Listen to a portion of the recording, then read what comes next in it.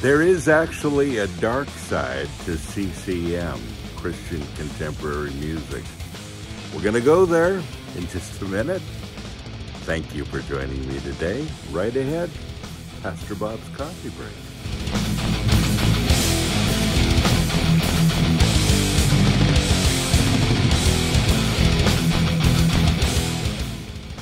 Got the coolest mug from my friend Andrew, who is a harmonica player. Very good one. Harmonica makes everything better. I believe that. Anyway, it's a great mug, isn't it? I love that. And folks, in that mug today, I'm drinking our fall blend. It's almost fall and it's out. Not another pumpkin spice, and yes, it is.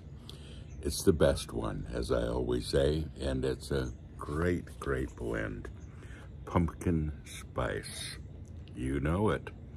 And it's that time of the year, and it's a beautiful time of the year. Out here in my yard, the sun is just coming up. It's dark 30. You need some coffee, and you need pumpkin spice. Not another pumpkin spice. Yeah, right here. We are metal, we are family.com. Great question for today. Dear Pastor Bob, I was sent a YouTube video today about the dark side of CCM artists and the Dove Awards.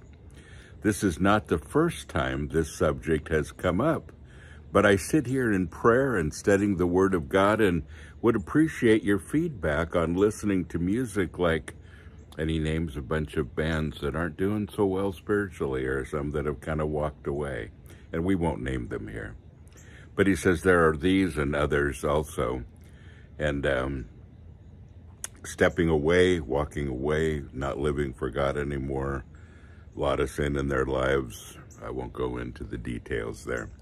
He says if the song lyrics are biblically based and sound, even if the artist has fallen away, is there anything that I may be missing that say we should no longer listen to that music?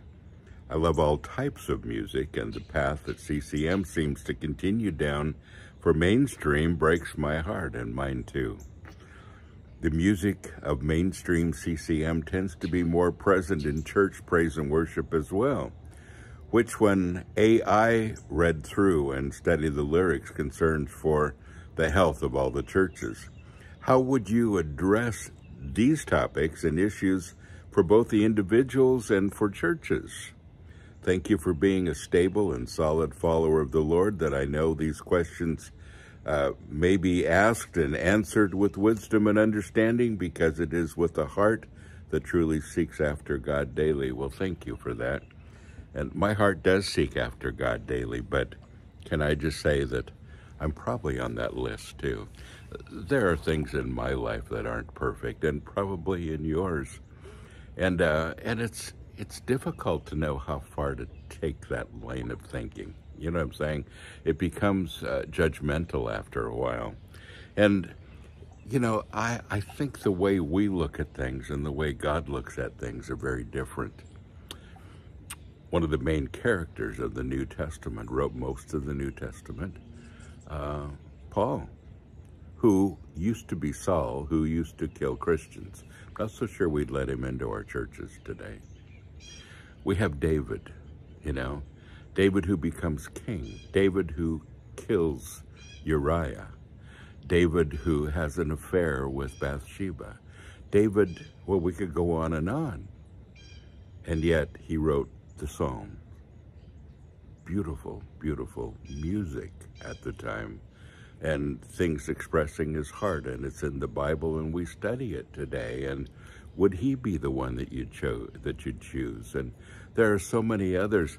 In fact, at one point, Samuel was asked to find the next king, to bring these people before him, and he took a look at a few brothers, and he chose the brother he thought would be the best fit for becoming the future king, and no, that wasn't him, and the next one, no, that wasn't him, and he goes, well, there's only one left. And And God is talking to him, to Samuel, and he says in 1 Samuel 16:7, he says, "Look not on his appearance or at the height of his stature, for I have rejected him," the other. "For the Lord sees not as a man sees. For man looks on the outward appearance, but the Lord looks at the heart." And of course, the king that was chosen was not the one that Samuel thought. Why is that? Because Samuel was fixed on the way he looked, the way he acted, the way he presented himself, the perfect characteristics that he thought a king should have. And I'm always amazed at the people that God chooses, because they're not always the one that I would. And, you know, I've been involved in CCM, I guess you could call it, and Christian music for 54 years. Well, even longer than that, but actively involved 54 years. Gone through a lot of different styles of music.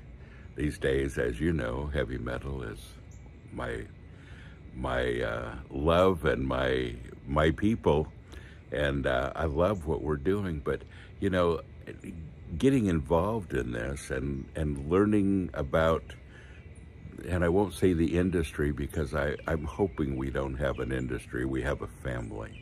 But getting involved in this family, I get to know a lot of people, and there are folks involved in this family that aren't doing so well. There are things that I know about a lot of bands that I could probably write a book on that may even disqualify them in the eyes of a lot of other people. And sometimes I think I wish I didn't know as much as I do, because I think that it clouds my thinking and clouds my judgment sometimes. And when I'm, you know, working with bands or even choosing bands, helping to choose bands for festivals, whatever, I think it clouds my thinking sometimes.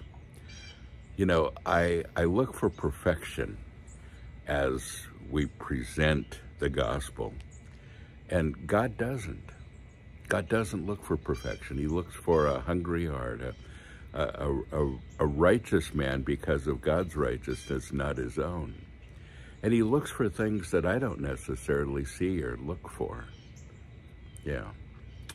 And some of the people that have affected my life the most are people that are a little rough around the edges, and I think I'm one of them.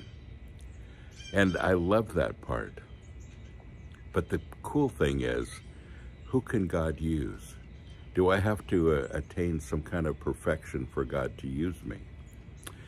You know, one artist many years ago told me something that I thought was interesting, but in thinking about it over the years, I think he was right. He says, I can't write really good music unless I'm depressed. In other words, when I get to that place and my feelings are raw and they're genuine, he says, I'm able to write phenomenal songs. And he wrote mostly worship music, really good stuff. And you'd know who it is if I told you. He's very popular. His songs are very popular. But he confided in me and said, I can't really write well unless I'm depressed, unless I'm down in the dumps. And why is that? Because his feelings are raw. He's writing from his heart, from his yearnings, from deep down inside of who he is. And I've noticed that over the years with the artists that I respect the most. Some of them seem to be the most moody that I know. You know, they're sometimes all over the place emotionally, and you know, that's part of an artist many times. And you know, who does God choose when it comes to music? Does he choose the perfect, or does he choose very raw people in very, very real situations who have a very real walk with the Lord? Now, when it goes to the extreme of walking away from God and living a completely different life, well, that's a little different because the perspective has changed then. And so I think we have to separate those two. You know, what is the perspective being written?